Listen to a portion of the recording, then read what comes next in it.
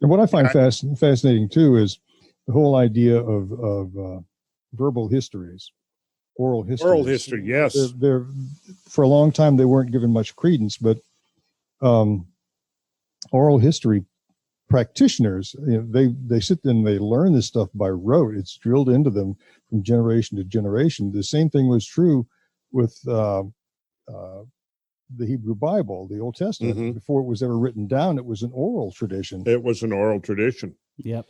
And we're saving this, but at some point we'll get into looking at some of these accounts. It's very interesting to, for example, go into the Noah account, the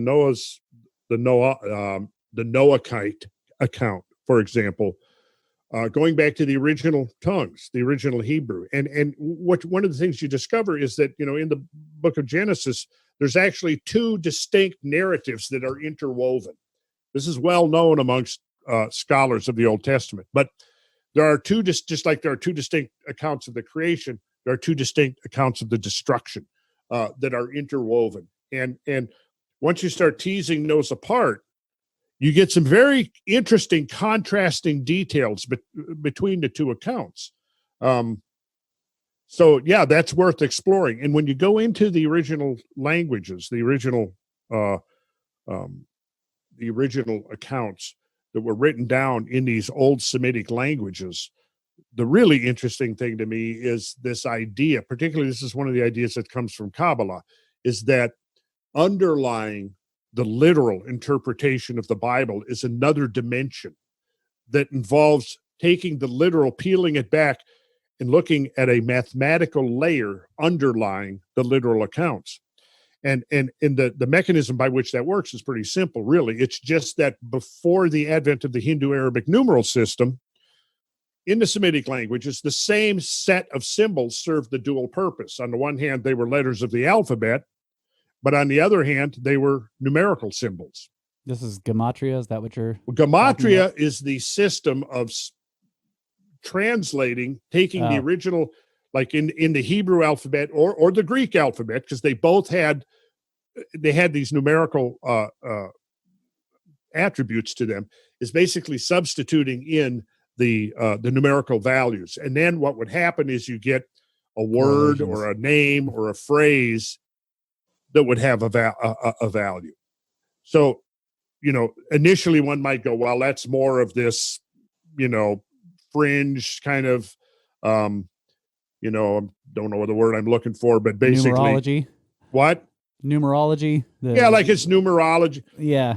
However, once you start looking into it, you realize that there's way more there than can be, there's way more. The correlations that you get are quite extraordinary. And that would be something that would be really fun to get into, because I've got all the original text of a lot of these old writings. And obviously there's way more than I've done, but I've done enough to make some very interesting discoveries about the underlying geometry, the numbers that continually emerge when you start substituting in these keywords and phrases, and the relationships amongst the numbers are beyond coincidence. I mean, if it's coincidence, then we're faced with almost having to come up with a new definition for the coincidence. Right?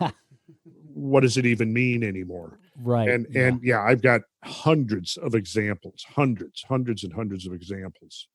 And just a few of those, we could spend an hour and a half going through some of those sometime. And, when we get into like the numbers associated with the flood, the numbers associated with, because, you think about the Bible, there's a lot of stuff in there from a bunch of different authors, right?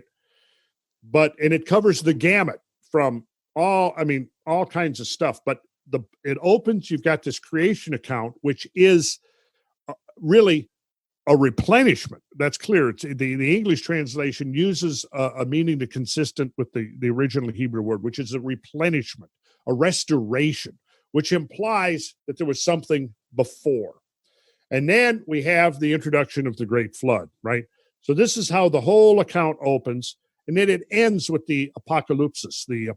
So the beginning is the destruction by water, and the end is destruction by fire. And these are the bookends, right? And I kind of think that the whole point of all of this is just to tie these two things together. And then when you look at the prophecies, what are the prophecies? Well, the prophecies are all dealing with these apocalyptic events, right? But I think that what we're dealing with here with the idea of prophecy is that it's prophecy like this. Okay, we're sitting here right now. It's April. It was winter, right? I can make a prophecy about the weather, the climate, the changing environment, for 3 months from now or 6 months from now. 6 months from now, I prophesy that we will be coming into a condition of global cooling, that the climate will cool down. The sun will get lower in the sky, and the shadows will get longer, and the weather will get cold.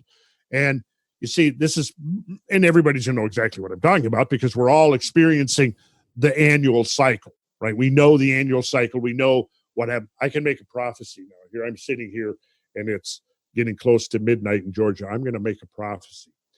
In 12 hours, there's going to be brilliant sunlight, and it's going to be cascading down, and we're going to be able to see everything in great detail. Here's what I think prophecy is. I think prophecy is simply making educated guesses about what's most likely going to be happening in the future because of the exhaustive and extensive knowledge of what has happened in the past, and that it's cyclical in nature. So right, let me interrupt you there.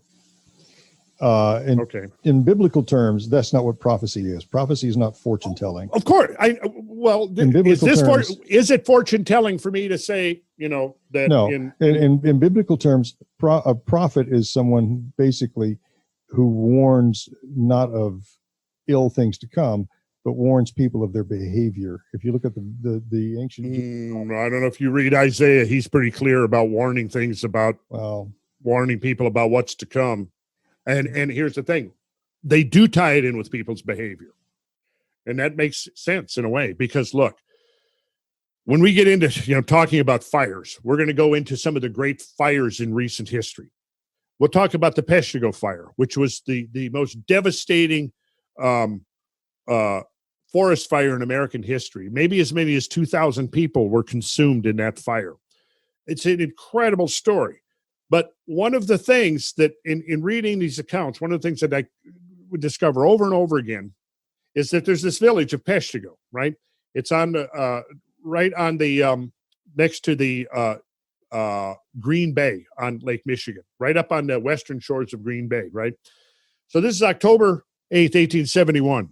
So you read these accounts, right? And some of the accounts of the survivors are talking about how some of the people in the village had this ominous sense in the days leading up to this tremendous firestorm that burst out of the forest, right?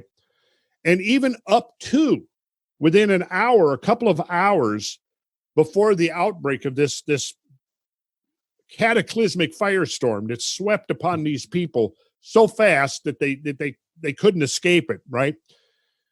What they said was that half the people in the village were out looking at the sky, looking and having this ominous sense of impending catastrophe.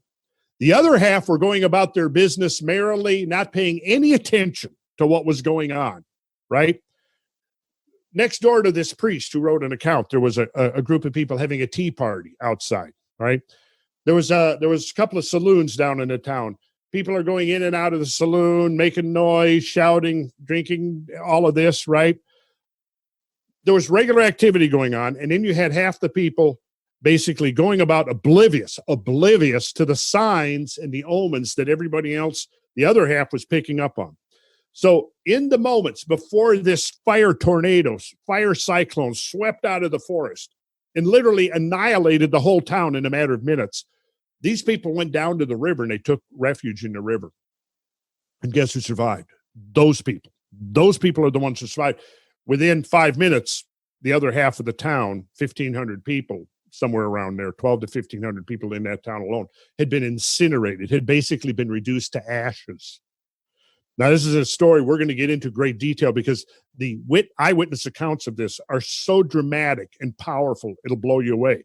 Then, after that, we will actually confer to some of the traditional accounts, and we'll take some right out of the Bible, some out of other myths and stories. The parallels are uncanny. But here's my point. My point is that prophecy to me is the interpretation of those omens that are there for everybody to see, but that most people aren't paying attention to, right? So I look at prophecy as not as some supernatural process, but it's really just being in tune. It's being in tune with nature and knowing that it's cyclical. When you read Isaiah, go ahead, read Isaiah, then read the book of Revelation, and you realize that, okay, Isaiah is Old Testament prophet, but Apocalypse is New Testament, but they're basically describing the same type of thing and using the same type of language. Then go and read the accounts, which we will do, of the survivors of Tunguska, the survivors of other cosmic impacts, whose accounts we have a record of, the survivors of some of these great firestorms like Peshtigo or Hinckley, or the big fire of 1910 in Idaho. And you know what you'll see over and over and over again? People describing these events in apocalyptic biblical terms, because they're grasping for something to try to, some terminology, some words that can convey the power and the sense of drama that they experienced through these events. And so what do? They turn to this apocalyptic interpretation of things, and you see it over. So you can put up an account, Isaiah describing the destruction of the world, or St. John the Divine describing the destruction of the world. Put that right next to an eyewitness survivor of Tunguska, and then tell me that there's no parallels between the two.